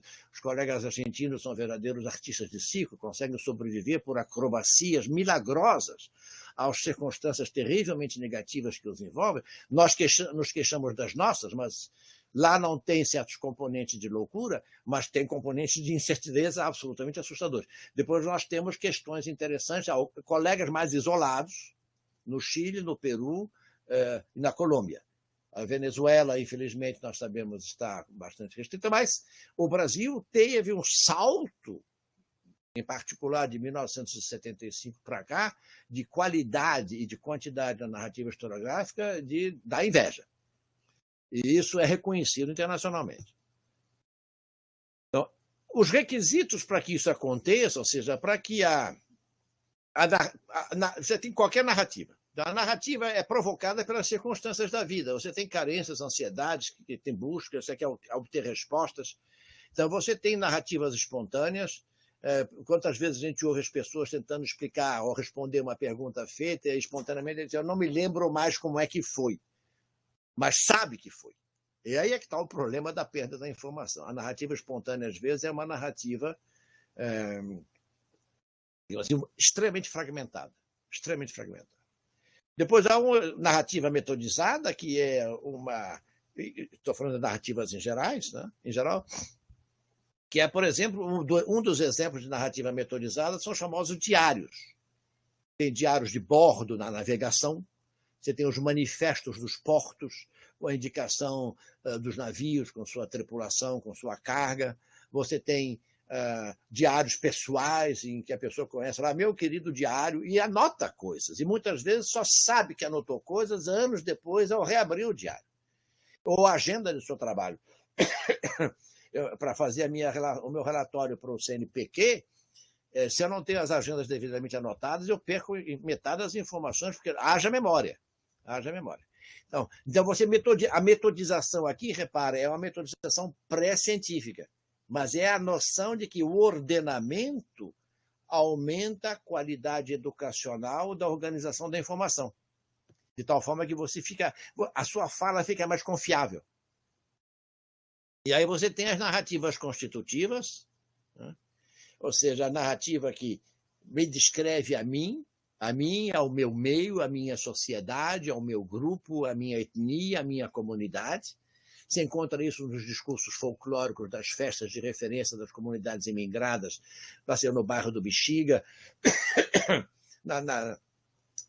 em Old Chinatown, em São Francisco, ou lá sei eu, no Brooklyn, ou em outras regiões de Nova York. existe pelo mundo todo. No sul do Brasil, com respeito a ucranianos, poloneses, a alemães, italianos, açorianos em Santa Catarina, existem narrativas constitutivas em que, evidentemente, com a historiografia mais sofisticada, muitas dessas narrativas isoladas dos grupos começaram a ser resgatadas, e houve trabalhos imensos de fixação do que era narrativa espontânea, parcialmente metodizada. Não é? Eu conheci uma senhora viúva de um deputado gaúcho aqui em Brasília. O pobre do deputado veio para a Constituinte em 1988, com um mês sofreu um infarto e faleceu. E tinha 51 ou 52 anos. E a esposa dele, ambos eram de origem alemã, lá do Rio Grande do Sul, e a esposa dele tinha herdado, não sei se da avó ou da bisavó, cadernos de receitas de cozinha, culinárias, que vieram da Alemanha. E essa senhora, a mãe dela já, tomou como hábito de anotar todas as receitas de cozinha que eles fossem fazendo na vida. E um pesquisador lá do Rio Grande do Sul soube e fez uma dissertação de mestrado sobre a história da culinária emigrada alemã entre 1890 e 1940. Achei muito interessante. É circunstancial, mas é um mínimo de narrativa constitutiva de uma identidade, no caso, gastronômica, né? E quase todas essas narrativas têm razões, elas explicam. A narrativa historiográfica, ela não pode ficar sem explicar. Ela descreve, ela entende, ela interpreta, ela explica, ela argumenta e ela demonstra. E para fazer isso, ela está sempre, tanto o historiador quanto o seu público, estão conversando entre a historiografia formal, narrativa, e a consciência histórica dos indivíduos, né? Que frequentemente analisam a circunstância do momento em que se encontra. 2021, 17 de setembro, 10 dias depois de um tenebroso 7 de setembro de 2021, que articulação eu posso ter entre o meu raciocínio, meu pensamento, a minha consciência histórica da realidade e a cultura histórica brasileira a que eu pertenço, de um jeito ou de outro. Eu não preciso ser cidadão político de uma entidade estatal, mas eu tenho uma cultura que me identifica. Então, a narrativa historiográfica, então, ela requer que eu seja absolutamente capaz de construir uma base empírica heuristicamente controlável, cujas autorias estejam devidamente estabelecidas, e cujos documentos estejam devidamente controlados. Inclusive no fato de haver documentos acerca dos quais não se consiga construir uma garantia heurística plena, basta avisar que existe um tratamento digamos assim, em proporções relativas ao que foi possível obter, né? Então, isso tudo migra para um discurso escorreito, né? Você escreve. Bom, você escreve, você pode fazer um filme, você pode pintar uma tela. Obviamente, o grau digamos assim, de enunciado sobre elementos plásticos de apresentação de discursos, quer dizer, um discurso visual, regra geral, gera um texto ou uma fala muito mais longa do que a visibilidade do que se encontra diante dos olhos permite falar, ou suporia poder permitir falar.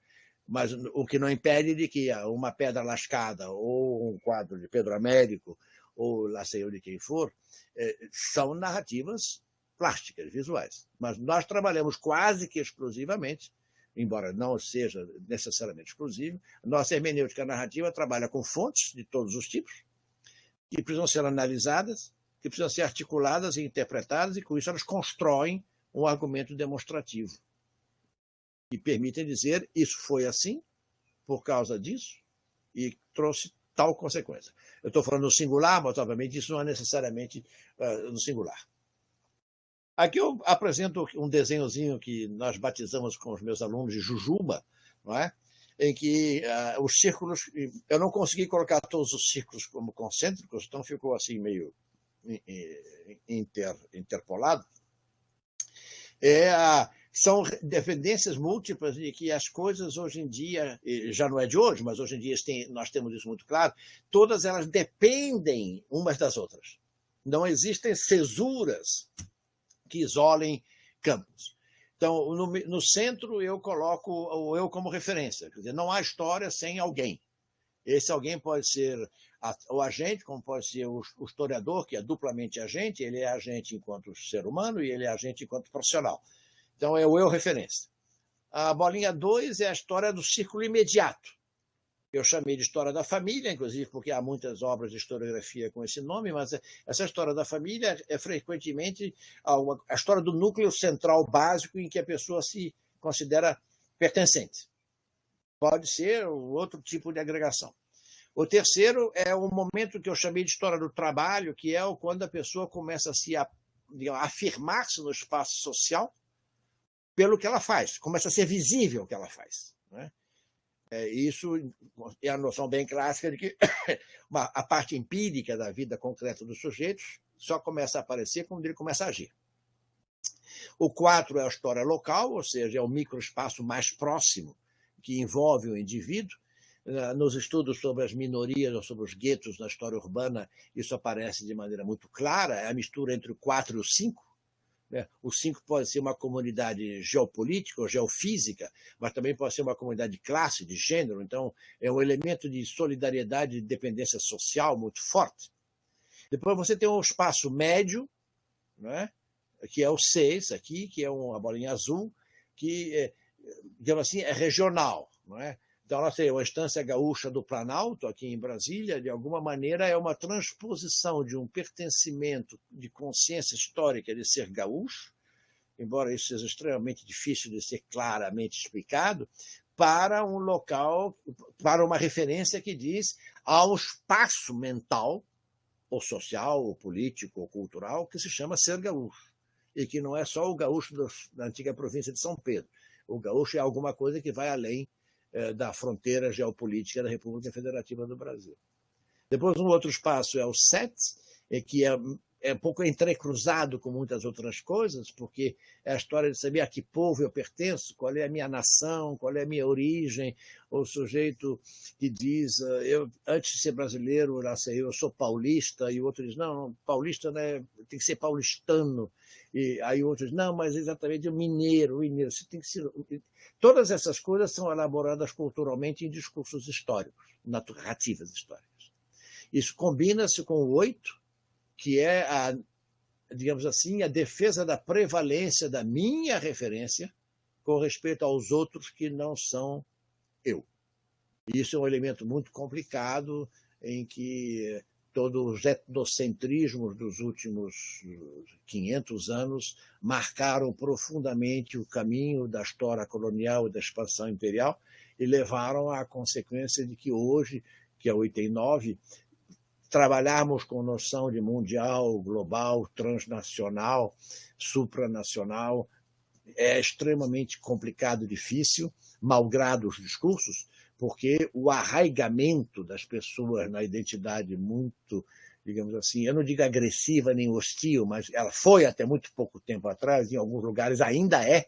Basta pegar o exemplo agora da recaída do Afeganistão na mão dos talibãs, né? Isso mostra um elemento complicado de absorção da realidade nesses conjuntos de trabalho. E aqui eu digo, quem lida com a escola, não é? Isso aqui, na realidade, aqui essa imagem devia ser a de um professor. Não sei se eu troquei aqui, talvez não tenha trocado. Na realidade, aqui eu coloquei que os professores, historiadores como professores, são também mediadores reflexivos entre o aprendizado do passado na memória obtida e o aprendizado do presente no espaço escolar. Então, o pensamento histórico faz a consciência, a historicização, a consciência histórica dá o fio condutor da estabilidade do indivíduo no seu domínio sobre o passado, em termos de vivência particular de sua circunstância. Isso tudo se dá num meio ambiente, como se nós fôssemos peixes num imenso espaço de aquário.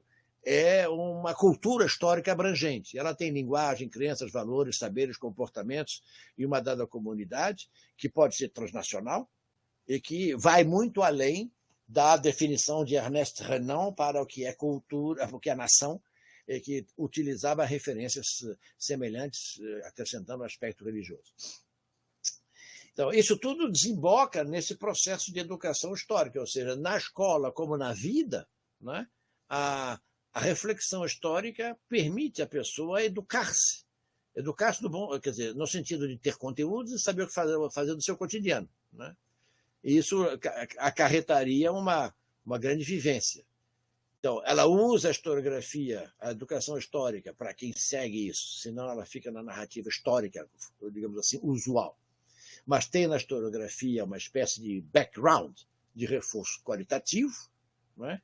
A fonte é uma fonte tecnicamente segurada, ela pode sistematicamente ser utilizada no espaço de educação instrucional na escola, não é?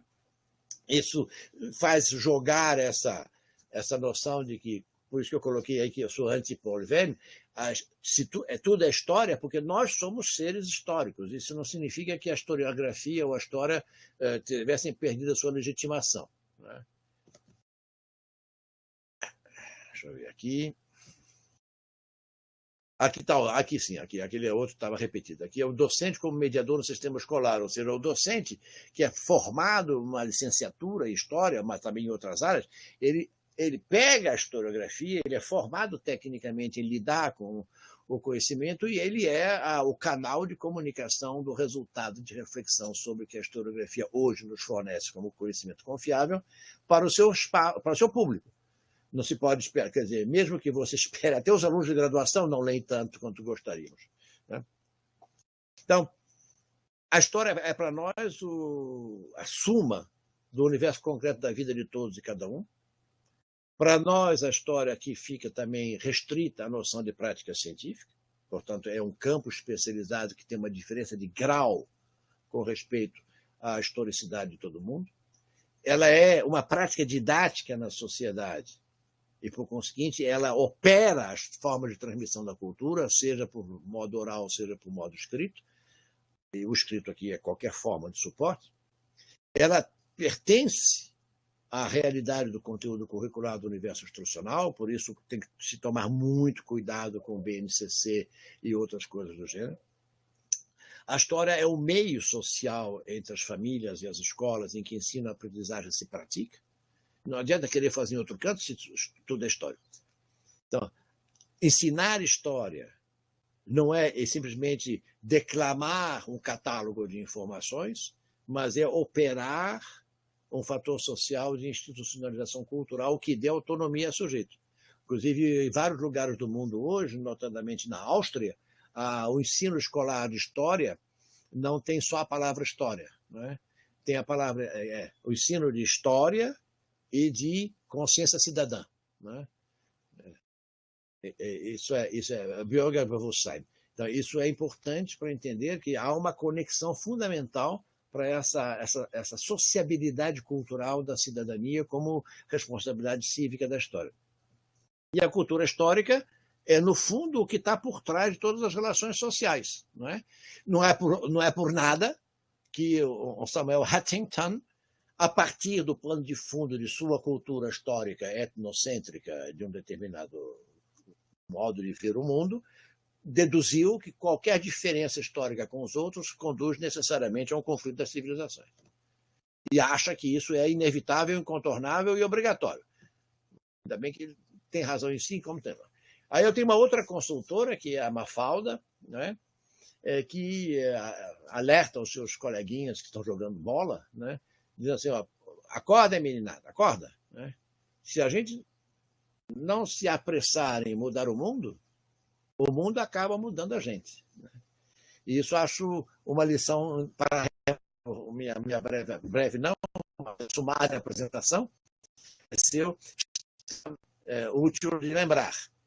E no final eu prefiro recorrer novamente à Mafalda para dizer que a educação em geral e a história em particular são uma vacina contra a violência e contra a ignorância. E aqui ficam algumas referências biográficas que poderão ser úteis se alguém tiver interesse em levar adiante essas minhas sugestões. Muito obrigado pela atenção e peço escusas se, porventura, tomei demasiado tempo. Genial, professor Estevão. Nós agradecemos muitíssimo. Abrimos com chave de ouro esse ciclo de seminários e com um assunto que vai ser referenciado, né? Isso indo depois ao nosso canal público da própria GPQ no YouTube, vai ser acessado certamente como conteúdo, inclusive, de vários dos nossos cursos aqui. Eu queria passar a palavra para o Fábio, porque se ele tivesse algum comentário, e também para o público que está nos assistindo, que tiverem questões, podem colocar no chat público que a gente transmite ao professor Estevão. Temos ainda alguns minutinhos para isso. Legal, muito obrigado, Fernando, muitíssimo obrigado, professor Estevão. Eu faço assim, vou usar o mesmo termo empregado pelo Fernando, genial. Assim, eu sou suspeito para falar, já declarei isso de início, né? Mas é sempre ótimo, sempre assim, aprendo imenso, né, com suas falas e hoje não foi diferente. Enfim, eu não teria perguntas propriamente, quem me dera, mas gostaria apenas de fazer 2 comentários pontuais a respeito dessa fala, inclusive para proporcionar a oportunidade aqui a todos nós de ouvi-lo mais um pouco. Né? O primeiro desses comentários diz respeito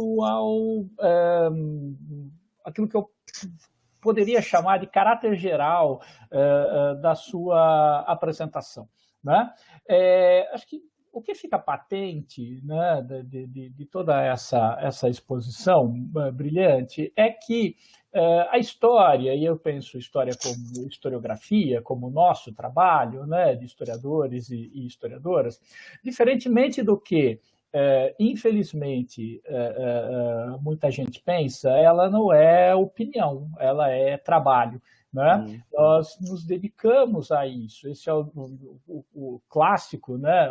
Melhor dizendo, o título do livro clássico de Mark Locke, né? O ofício do historiador. Isso é um ofício que nós nos dedicamos, com o qual nós nos comprometemos, né? de corpo e alma ao longo da nossa carreira, de produzir uma narrativa que não é apenas narrativa, né? Embora o clássico texto, também mais um, né, do Lawrence Stone, sobre o retorno da narrativa se inicie, dizendo justamente com os historiadores sempre contaram histórias, o contar história do historiador é um contar diferente, é um contar específico, né? Um contar que é fruto justamente desse trabalho. O que eu quero dizer, portanto, é que aquilo que nós fazemos profissionalmente é complexo, e isso traz consigo uma responsabilidade, que é a responsabilidade científica, a responsabilidade acadêmica, é uma responsabilidade ética, é uma responsabilidade política, e que nos leva, portanto, a uma preocupação pública. E aí eu aproximo essa minha fala, a partir da sua apresentação, da nossa homenageada aqui, que é a Márcia, que sempre teve essa preocupação pública também, com o conhecimento histórico, com a sua produção, com a sua difusão. E aí eu avanço, professor. Embora a inserção histórica, por assim dizer, faça parte da nossa natureza, demonstrou isso muito bem, né? Nós entramos num mundo que já está constituído, a consciência histórica que adquirimos, e que individual e coletivamente, ela é fruto de tensões, né? Ela não é uma coisa simples, nem por si natural de ser desenvolvida. E aí eu penso no momento atual, né, em que a concorrência é uma concorrência um tanto desigual de discursos e narrativas históricas, né, porque se de um lado nós continuamos a fazer o nosso trabalho, e concordo plenamente com o senhor, né, quando diz que temos de disputar espaço na arena pública, temos de enfrentar aqueles outros produtores de um conhecimento raso, superficial, distorcido, inclusive elaborado com muita má-fé, não raro, né? Como pensar isso? Como pensar o nosso lugar? Eu sei que essa pergunta não tem nada de original, mas é justamente para ouvi-lo um pouco mais sobre isso. Como pensar o nosso lugar específico como historiadores e historiadoras na sociedade brasileira hoje? Né? Esse é o meu comentário / pergunta de caráter geral. E o de caráter específico é com relação justamente à narrativa e a algo que o senhor frisou muito bem, né, no começo da fala, e depois retornou a isso em diferentes momentos, que me parece fundamental também pensando na situação que vivemos hoje. Enfatizar que narrativa e mentira não são sinônimos, narrativa e mentira não são a mesma coisa. Numa espécie de... o professor Ulpiano Bezerra de Toledo dizia, né, assim, que quem resgata é bombeiro, mas resgatar essa especificidade do termo justamente para que a toda vez que fizermos uso dessa palavra, enfatizarmos a dimensão constitutiva, enfatizarmos que, né, uma das dimensões constitutivas do conhecimento histórico passa pela narrativa, nós não sejamos vistos como justamente meros mentirosos ou, enfim, contadores de história. Enfim, eu não sei se eu me faço claro, mas é justamente para lançar algumas coisas aqui a partir de sua fala para ouvi-lo um pouco mais a respeito. Muito obrigado. Posso? Muito obrigado. Agradeço a sua colocação. Ela é uma colocação típica do que nós chamaríamos de experiência da contingência. Ou seja, você falou de tensões, a consciência histórica se faz sob tensões. A tensão não é necessariamente a exposição da pessoa a situações constrangedoras e dolorosas. A tensão é, na realidade, uma experiência da existência humana. Ela tem carências de preenchimento de suas angústias, de suas ansiedades, de suas expectativas. Nem todas são atendidas conforme a pessoa esperaria, mas ela é um moto perpétuo. Nós poderíamos dizer que, entre outras pessoas, Paganini poderia ser também um patrono da história, porque é um moto perpétuo. Você, a cada instante, precisa recalibrar a reflexão histórica para o momento em que você se encontra. Quer dizer, eu me recordo... era criança, quando Getúlio se suicidou, que muitas pessoas desesperadas, não, vamos dizer assim, mas preocupadas com o desenvolvimento das circunstâncias, dizendo: nós conseguimos ficar livres de uma ditadura e estamos com medo de que vamos cair noutra. As pessoas não imaginavam que 10 anos depois é o que ia acontecer, né? E agora nós temos situações análogas, ou seja, há pessoas cujas trajetórias de vida demonstram que elaborar a consciência histórica é uma angústia existencial que pode se tornar doentia. Na grande maioria das pessoas não chega a isso. Eu tenho a impressão de que nem só bombeiros resgatam, também a história resgata, como foi o nome que se deu ao resgate dos arquivos das capitanias hereditárias em Portugal, não é? Projeto Resgate.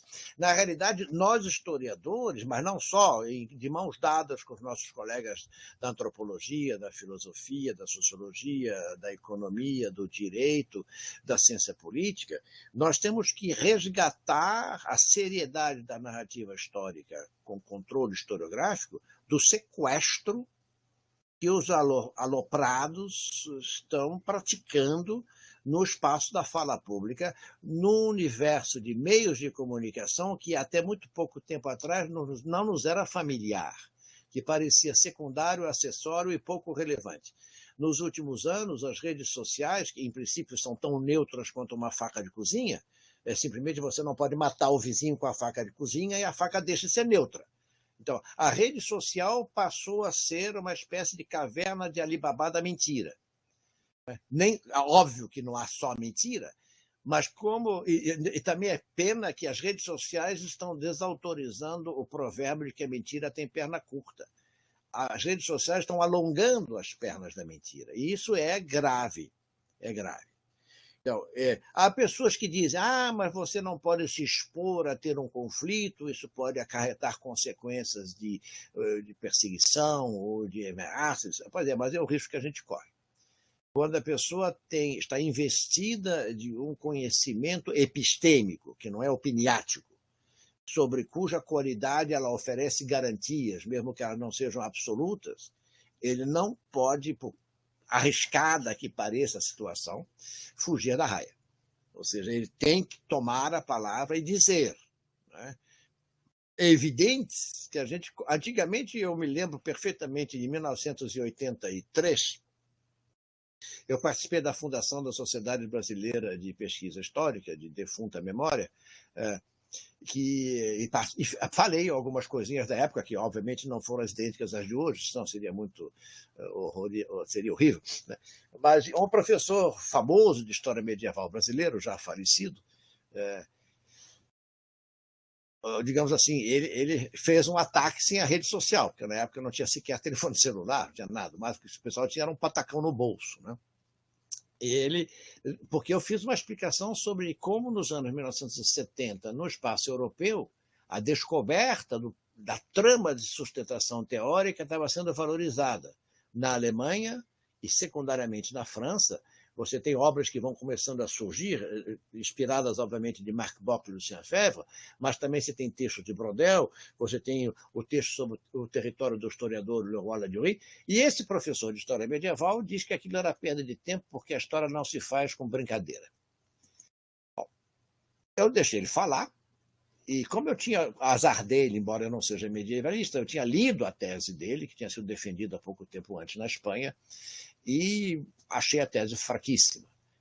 E ele deu azar que eu tinha lido, mas eu tinha lido porque ele trabalhava com pícaros e cavalaria e tal, e aquilo me interessava de maneira acidental. Aí eu disse, então tá bom. Eu era mocinho, né? Eu tinha 30 e poucos anos, agora tenho quase meio século a mais. E ele era um pouco mais velho que eu. E eu fiz uma série de comentários, mas de memória, né? Ele dizendo, olha, o senhor está vendo esses meus comentários que mostram fragilidade do seu argumento? Porque eu não sou medievalista, só foram possíveis porque eu tenho um treinamento em análise teórico-metódica. E busca saber se aquela parede da casa não vai cair porque está faltando ferro na coluna ou está faltando concreto na laje.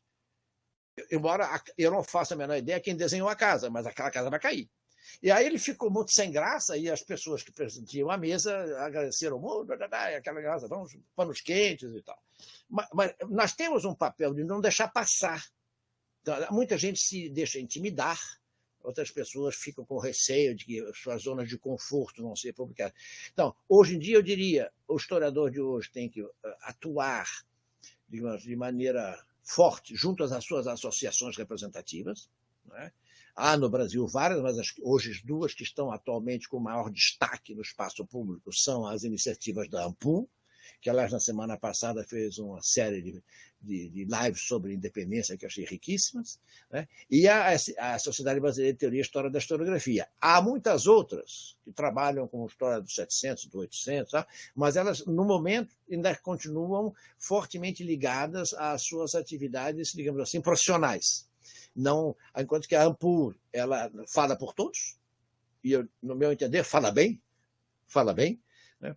E a Sociedade Brasileira de Teoria e História da Historiografia, ela ganhou uma visibilidade justamente por causa da polivalência dos seus meios metódicos de trabalho. Ela não entra no mérito em saber se você está estudando a evolução da captação num determinado tipo de história tributária, ou se você está trabalhando sobre relações sociais em tribos remotas no interior do Alasca, não é? Isso vale para todos esses caminhos, isso eu acho muito útil. Então, é importante entrar na guerra das narrativas, porque senão você deixa o espaço aberto a quem quiser ocupar. E você sabe que a cretinice tem horror do vácuo. Ela se instala. Se você deixar o campo, o cara se instala. Né? Eu, na minha vida, já tive a ocasião de ser chamado a opinar sobre se valia a pena ou se não valia a pena manter tal ou qual professor ao longo do seu estágio probatório, e sempre que eu achei que a pessoa devia ser demitida do serviço público por inadequação ao cargo ao que havia sido admitido por concurso, eu disse.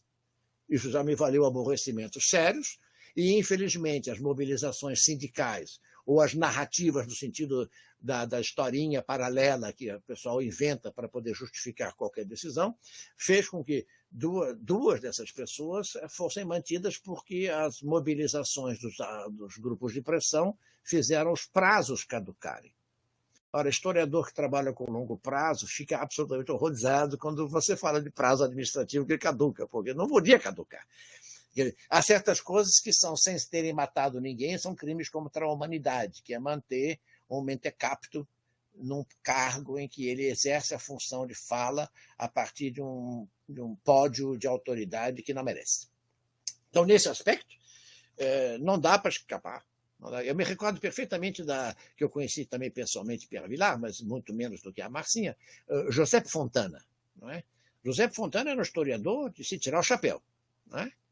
E eu assisti uma vez uma palestra em que ele explicou, assim, eu sou um historiador profissional, as minhas obras de história têm uma qualidade que qualquer um de vocês aqui, era um grupo grande de pessoas lá em Barcelona, vocês podem controlar para saber se presta, mas saiba que o meu engajamento político pela autonomia da Catalunha não é um pouco como fez o João José Reis, não interfere na qualidade da minha pesquisa. Essa palestra tem mais de 20 anos. Né? E porque eu tenho brio, ele falou. Tenho brio. Falou em catalão, porque estava em Barcelona, eu consegui entender razoavelmente bem. Eu tenho brio de ser um militante político com clareza nos meus objetivos, e tenho brio de ser reconhecido como um historiador que merece esse nome. Isso é uma forma... Agora, a gente sabe que nem todo mundo nasceu para ser Judas, para ser malhado. Né? Mas a gente não pode deixar passar. Ou seja, eu não preciso forçosamente provocar a onça com a vara curta, mas, se for provocado, eu passo o recibo. Aliás, tenho coisa que eu não fazia, nunca fiz, comecinho de 2020 para cá, eu tenho me manifestado com regularidade num desses canais sociais as minhas opiniões sobre o contexto. Eu não estou escrevendo um livro de história de 400 páginas numa rede social. Esses são os meus comentários sobre isso. Perfeito, professor, muitíssimo obrigado. E rapidamente, Fernando, a sua fala me fez lembrar aqui um texto, que, na verdade, foi uma conferência de outro grande historiador, né, Giovanni Levi, no programa de pós-graduação em História da Universidade Federal Fluminense, há mais ou menos 10 anos, eu estou citando de memória, e que depois foi transcrita e publicada, né, na revista Tempo. E, a certa altura, no debate com os estudantes, que também foi transcrito, o Giovanni Levi disse que o historiador havia perdido, no pós-Segunda Guerra Mundial, o seu lugar no espaço público, justamente porque, com o desenvolvimento dos meios de comunicação ditos de massa, né, a narrativa, o conhecimento histórico havia sido preenchido pela própria velocidade disso. Enfim, ele dá um exemplo, que eu também cito de memória, mais ou menos no seguinte sentido, de que entre ler uma biografia do Stalin de 500 páginas ou ver um programa, né, do History Channel de meia hora sobre o Stalin, as pessoas preferem ver o programa de meia hora sobre o Stalin. Eu consigo entender a lógica desse argumento e até muito recentemente eu tenderia a concordar com o Giovanni Levi, mas nós temos vivido tanta coisa, né, nos últimos anos que me parece, e ouvindo, né, o senhor falar agora, professor Estevão, assim, nós nunca fomos tão necessários, me parece, não é? Eu acho que não só nunca fomos tão necessários, como nunca fomos tão procurados. Uhum. O Giovanni Levi ele tem um problema de ser um pouquinho tradicional como historiador, embora ele venda a imagem do contrário. Né? Na realidade, ao contrário. Tem uma famosíssima série da BBC, em que você aprende imenso, chamada The People's Century, que saiu um pouquinho depois dos anos 1990.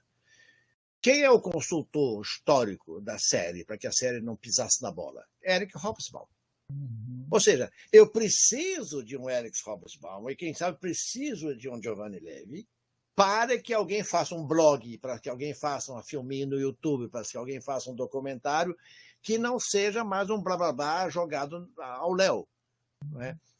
Então, nesse aspecto, eu sou muito favorável a não... Quer dizer, eu sou favorável a que pessoas sérias, que escrevem coisas que são de entretenimento, ou que sejam documentários que não sejam mentirosos, porque eles são os que são uma espécie de tira-gosto.